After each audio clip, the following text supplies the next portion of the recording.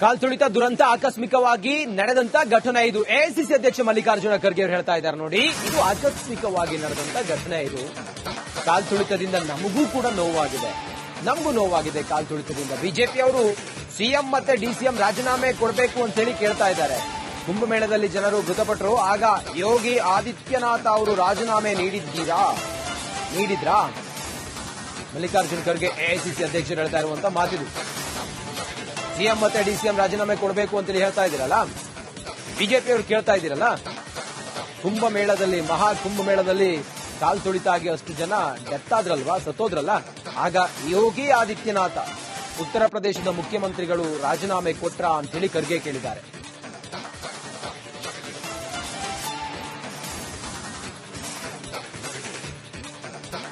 ಬಿಜೆಪಿಯವರು ಮಾತೆತ್ತಿದ್ರೆ ಚಿನ್ನಸ್ವಾಮಿ ಕ್ರೀಡಾಂಗಣದಲ್ಲಿ ಆದಂತಹ ಕಾಲ್ತುಳಿತ ಪ್ರಕರಣದಲ್ಲಿ ಮುಖ್ಯಮಂತ್ರಿಗಳು ಮತ್ತೆ ಡಿಸಿಎಂ ಡಿಕೆ ಶಿವಕುಮಾರ್ ಅವರ ವೈಫಲ್ಯ ಇದರಲ್ಲಿ ಕಾಣಿಸ್ತಾ ಇದೆ. ಹಾಗಾಗಿ ಅವರು ರಾಜೀನಾಮೆ ಕೊಡಬೇಕು, ಅವರೇ ಹೊಣೆಗಾರರು ಅಂತೇಳಿ ಹೇಳ್ತಾ ಇದ್ದಾರೆ.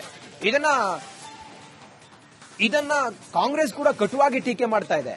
ನೋಡಿ, ಕುಂಭಮೇಳದಲ್ಲಿ ದುರಂತ ಆದಾಗ ಕಾಲ್ತುಳಿತ ಆಯ್ತಲ್ಲ, ಆಗ ಯೋಗಿ ಆದಿತ್ಯನಾಥ್ ಅವರು ರಾಜೀನಾಮೆ ಕೊಟ್ರ ಅನ್ನೋದನ್ನ ಮಲ್ಲಿಕಾರ್ಜುನ ಖರ್ಗೆ ಅವರೇ, ಎಐಸಿಸಿ ಅಧ್ಯಕ್ಷ ಮಲ್ಲಿಕಾರ್ಜುನ ಖರ್ಗೆ ಅವರೇ ಹೇಳ್ತಾ ಇದ್ದಾರೆ. ಯಾವುದೇ ಕಾರಣಕ್ಕೂ ಕೂಡ ಮುಖ್ಯಮಂತ್ರಿಗಳು ಮತ್ತೆ ಉಪಮುಖ್ಯಮಂತ್ರಿಗಳು ರಾಜೀನಾಮೆ ಕೊಡುವಂತ ಸಂದರ್ಭವೇ ಇಲ್ಲ ಇಲ್ಲಿ ಅನ್ನೋದನ್ನ ಹೇಳ್ತಾ ಇದ್ದಾರೆ.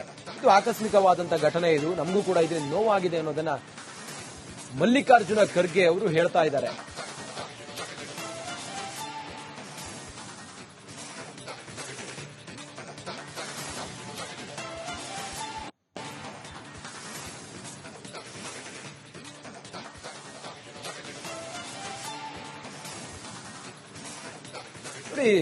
ಮಲ್ಲಿಕಾರ್ಜುನ ಖರ್ಗೆ ಅವರು ತಾವು ಮಾತಾಡ್ತಾ ಕಾಂಗ್ರೆಸ್ನ, ಅದರಲ್ಲೂ ಕೂಡ ಮುಖ್ಯಮಂತ್ರಿಗಳೇನಿದ್ದಾರೆ ಅವರು ರಾಜೀನಾಮೆ ಕೊಡಬೇಕು ಅನ್ನೋದು ಬಿಜೆಪಿಯ ಒತ್ತಡ ಏನಿತ್ತು, ರಾಜೀನಾಮೆ ಕೊಡಲೇಬೇಕು ಅಂತ ಹೇಳಿ ಎಲ್ಲ ಕಡೆಗಳಲ್ಲಿ ಹೋರಾಟಗಳೆಲ್ಲ ಆಗ್ತಾ ಇದೆ.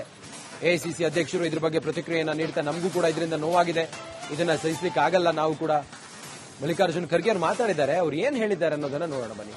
ಒಂದು ಕೆಲಸ ಇಂಟೆನ್ಷನಲಿ ಮಾಡಿದ್ರೆ, ಪರ್ಪಸ್ ಆಗಿ ಮಾಡಿದ್ರೆ ನ್ಯಾಚುರಲಿ ನೀವು ಯಾವುದೋ ಒಂದು ಆಕಸ್ಮಿಕವಾಗಿ ಈ ಘಟನೆ ನಡೆದಿದೆ, ಇದು ತಪ್ಪು. ನಮ್ಮವರು ಕ್ಷಮೆನೂ ಕೇಳಿದ್ದಾರೆ, ಯಾರು ಆ ಘಟನೆನ ಅದರಲ್ಲಿ ಭಾಗಿಯಾಗಿದ್ದಾರೆ. ಅದಕ್ಕೀಗ ನಮಗೂ ಕೂಡ ದುಃಖ ಅನಿಸ್ತದೆ, ಹಿಂಗಾಗಬಾರ್ದು. ಚಿಕ್ಕ ಮಕ್ಕಳು ಅವರು ತಾಯಿ ತಂದೆ ರೋಗದಲ್ಲಿ ಕೇಳಿದಾಗ ಇದು ಯಾಕೆ ಹೀಗೆ ಮಾಡಿದ್ರು, ಇದೇನು ದೊಡ್ಡ ನ್ಯಾಷನಲ್ ಈವೆಂಟ್ ಇರಲಿಲ್ಲ, ಆದರೆ ಇದು ಮಾಡಿದ್ದಾರೆ. ಅದನ್ನ ಇನ್ನು ಮುಂದೆ ಕಾಲ್ತುಳಿತ ದುರಂತ ಆಕಸ್ಮಿಕವಾಗಿ ನಡೆದಂತ ಘಟನೆ ಇದು. ಎಐಸಿಸಿ ಅಧ್ಯಕ್ಷ ಮಲ್ಲಿಕಾರ್ಜುನ ಖರ್ಗೆ ಅವರು ಹೇಳ್ತಾ ಇದ್ದಾರೆ ನೋಡಿ, ಇದು ಆಕಸ್ಮಿಕವಾಗಿ ನಡೆದಂತ ಘಟನೆ ಇದು. ಕಾಲ್ತುಳಿತದಿಂದ ನಮಗೂ ಕೂಡ ನೋವಾಗಿದೆ ಕಾಲ್ತುಳಿತದಿಂದ. ಬಿಜೆಪಿ ಅವರು ಸಿಎಂ ಮತ್ತೆ ಡಿಸಿಎಂ ರಾಜೀನಾಮೆ ಕೊಡಬೇಕು ಅಂತ ಹೇಳಿ ಕೇಳ್ತಾ ಇದ್ದಾರೆ. ಕುಂಭಮೇಳದಲ್ಲಿ ಜನರು ಮೃತಪಟ್ಟರು, ಆಗ ಯೋಗಿ ಆದಿತ್ಯನಾಥ್ ಅವರು ರಾಜೀನಾಮೆ ನೀಡಿದ್ರಾ? ಮಲ್ಲಿಕಾರ್ಜುನ ಖರ್ಗೆ ಎಐಸಿಸಿ ಅಧ್ಯಕ್ಷರು ಹೇಳ್ತಾ ಇರುವಂತ ಮಾತಿದು. ಸಿಎಂ ಮತ್ತೆ ಡಿಸಿಎಂ ರಾಜೀನಾಮೆ ಕೊಡಬೇಕು ಅಂತೇಳಿ ಹೇಳ್ತಾ ಇದ್ದೀರಲ್ಲ, ಬಿಜೆಪಿ ಅವರು ಕೇಳ್ತಾ ಇದ್ದೀರಲ್ಲ. ಮಹಾ ಕುಂಭಮೇಳದಲ್ಲಿ ಕಾಲ್ ತುಳಿತ ಆಗಿ ಅಷ್ಟು ಜನ ಡೆತ್ ಆದ್ರಲ್ವಾ, ಸತ್ತೋದ್ರಲ್ಲ, ಆಗ ಯೋಗಿ ಆದಿತ್ಯನಾಥ ಉತ್ತರ ಪ್ರದೇಶದ ಮುಖ್ಯಮಂತ್ರಿಗಳು ರಾಜೀನಾಮೆ ಕೊಟ್ರ ಅಂತ ಹೇಳಿ ಖರ್ಗೆ ಕೇಳಿದ್ದಾರೆ.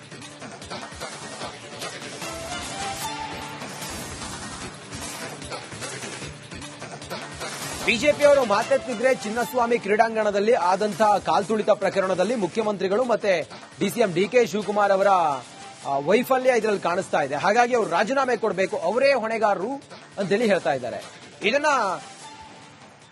ಇದನ್ನ ಕಾಂಗ್ರೆಸ್ ಕೂಡ ಕಟುವಾಗಿ ಟೀಕೆ ಮಾಡ್ತಾ ಇದೆ. ನೋಡಿ, ಕುಂಭಮೇಳದಲ್ಲಿ ದುರಂತ ಆದಾಗ ಕಾಲ್ತುಳಿತ ಆಯ್ತಲ್ಲ, ಆಗ ಯೋಗಿ ಆದಿತ್ಯನಾಥ್ ಅವರು ರಾಜೀನಾಮೆ ಕೊಟ್ರ ಅನ್ನೋದನ್ನ ಮಲ್ಲಿಕಾರ್ಜುನ ಖರ್ಗೆ ಅವರೇ, ಎಐಸಿಸಿ ಅಧ್ಯಕ್ಷ ಮಲ್ಲಿಕಾರ್ಜುನ ಖರ್ಗೆ ಅವರೇ ಹೇಳ್ತಾ ಇದ್ದಾರೆ. ಯಾವುದೇ ಕಾರಣಕ್ಕೂ ಕೂಡ ಮುಖ್ಯಮಂತ್ರಿಗಳು ಮತ್ತೆ ಉಪಮುಖ್ಯಮಂತ್ರಿಗಳು ರಾಜೀನಾಮೆ ಕೊಡುವಂತ ಸಂದರ್ಭವೇ ಇಲ್ಲ ಇಲ್ಲಿ ಅನ್ನೋದನ್ನ ಹೇಳ್ತಾ ಇದ್ದಾರೆ. ಇದು ಆಕಸ್ಮಿಕವಾದಂತಹ ಘಟನೆ, ಇದು ನಮಗೂ ಕೂಡ ಇದರಿಂದ ನೋವಾಗಿದೆ ಅನ್ನೋದನ್ನ ಮಲ್ಲಿಕಾರ್ಜುನ ಖರ್ಗೆ ಅವರು ಹೇಳ್ತಾ ಇದ್ದಾರೆ.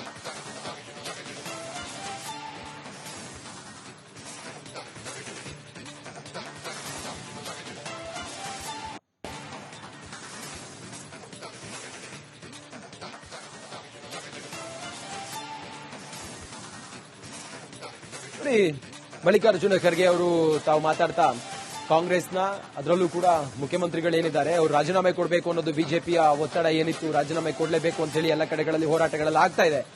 ಎಐಸಿಸಿ ಅಧ್ಯಕ್ಷರು ಇದ್ರ ಬಗ್ಗೆ ಪ್ರತಿಕ್ರಿಯೆಯನ್ನ ನೀಡ್ತಾ ನಮಗೂ ಕೂಡ ಇದರಿಂದ ನೋವಾಗಿದೆ, ಇದನ್ನ ಸಹಿಸಲಿಕ್ಕೆ ಆಗಲ್ಲ, ನಾವು ಕೂಡ ಮಲ್ಲಿಕಾರ್ಜುನ ಖರ್ಗೆ ಅವರು ಮಾತಾಡಿದ್ದಾರೆ. ಅವ್ರು ಏನ್ ಹೇಳಿದ್ದಾರೆ ಅನ್ನೋದನ್ನ ನೋಡೋಣ ಬನ್ನಿ.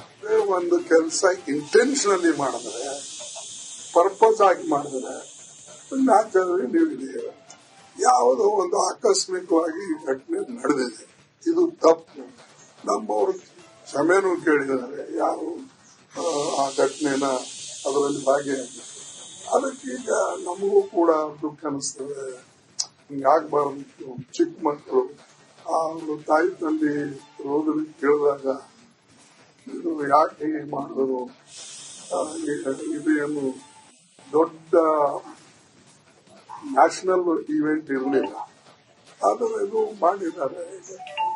ಅದನ್ನ ಇನ್ನು ಮುಂದೆ ಕಾಲ್ತುಳಿತ ದುರಂತ ಆಕಸ್ಮಿಕವಾಗಿ ನಡೆದಂತ ಘಟನೆ ಇದು. ಎಐಸಿಸಿ ಅಧ್ಯಕ್ಷ ಮಲ್ಲಿಕಾರ್ಜುನ ಖರ್ಗೆ ಅವರು ಹೇಳ್ತಾ ಇದ್ದಾರೆ ನೋಡಿ, ಇದು ಆಕಸ್ಮಿಕವಾಗಿ ನಡೆದಂತ ಘಟನೆ ಇದು.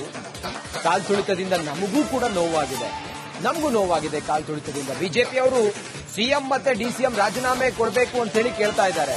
ಕುಂಭಮೇಳದಲ್ಲಿ ಜನರು ಮೃತಪಟ್ಟರು, ಆಗ ಯೋಗಿ ಆದಿತ್ಯನಾಥ್ ಅವರು ರಾಜೀನಾಮೆ ನೀಡಿದ್ರಾ?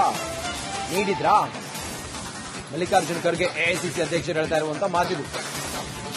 ಸಿಎಂ ಮತ್ತೆ ಡಿಸಿಎಂ ರಾಜೀನಾಮೆ ಕೊಡಬೇಕು ಅಂತೇಳಿ ಹೇಳ್ತಾ ಇದ್ದೀರಲ್ಲ, ಬಿಜೆಪಿ ಅವರು ಕೇಳ್ತಾ ಇದ್ದೀರಲ್ಲ. ಕುಂಭಮೇಳದಲ್ಲಿ, ಮಹಾಕುಂಭಮೇಳದಲ್ಲಿ ಕಾಲ್ ತುಳಿತ ಆಗಿ ಅಷ್ಟು ಜನ ಡೆತ್ ಆದ್ರಲ್ವಾ, ಸತ್ತೋದ್ರಲ್ಲ, ಆಗ ಯೋಗಿ ಆದಿತ್ಯನಾಥ ಉತ್ತರ ಪ್ರದೇಶದ ಮುಖ್ಯಮಂತ್ರಿಗಳು ರಾಜೀನಾಮೆ ಕೊಟ್ರ ಅಂತೇಳಿ ಖರ್ಗೆ ಕೇಳಿದ್ದಾರೆ.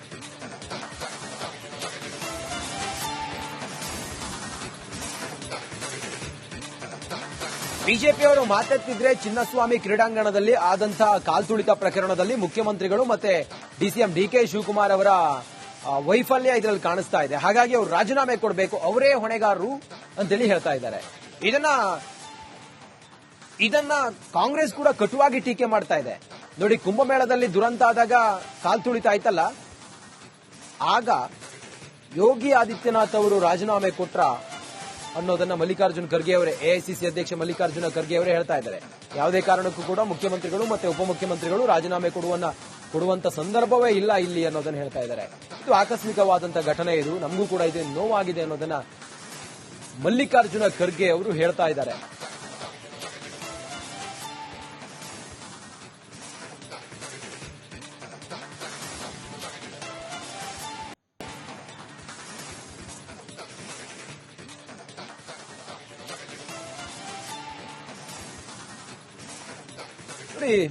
ಮಲ್ಲಿಕಾರ್ಜುನ ಖರ್ಗೆ ಅವರು ತಾವು ಮಾತಾಡ್ತಾ ಕಾಂಗ್ರೆಸ್ನ ಅದರಲ್ಲೂ ಕೂಡ ಮುಖ್ಯಮಂತ್ರಿಗಳೇನಿದ್ದಾರೆ ಅವರು ರಾಜೀನಾಮೆ ಕೊಡಬೇಕು ಅನ್ನೋದು ಬಿಜೆಪಿಯ ಒತ್ತಡ ಏನಿತ್ತು, ರಾಜೀನಾಮೆ ಕೊಡಲೇಬೇಕು ಅಂತ ಹೇಳಿ ಎಲ್ಲ ಕಡೆಗಳಲ್ಲಿ ಹೋರಾಟಗಳೆಲ್ಲ ಆಗ್ತಾ ಇದೆ.